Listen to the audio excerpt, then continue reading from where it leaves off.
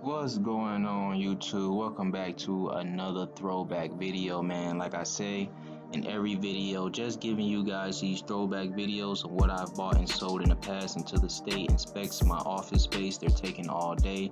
Just bear with me, guys, but I got a lot of content coming for you guys very soon. So in this video, we're going to go ahead and go over this 2005 Nissan Armada SE. And I'm going to just tell you guys right now, this is the most money I've ever sold any car for personally.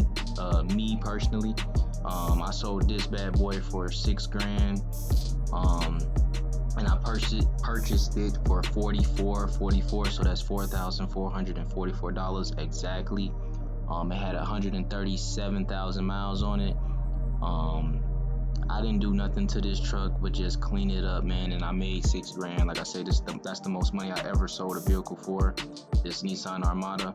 And I think it was because, you know, the Armada had very good miles on it, 137,000 miles. That was, you know, pretty good. The tires were good and everything.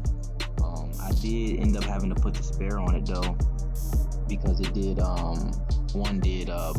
it didn't blow out on me, but it just sounded horrible because one of the tires had like some lumps in them. So as I was driving it home, it was I can just hear it, so I had to, you know, pull over and change the tire and everything. But other than that, guys, this bad boy was nice and clean. Looking at it now, all the tires wasn't good, but I think the first two were.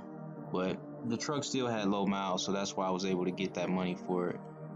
This car was also a repossession, so it was, you know, taken from somebody. So you know, they were driving the car and everything. So this bad boy, check this bad boy out, guys. That bad boy is in immaculate condition. The AC worked, the heat worked. I actually had drove this car for like a week or so, but I'm glad I had sold it because it's a gas guzzler, guys. If you know about those 5.6 Nissan Motors V8s, them bad boys drink a whole lot of gas.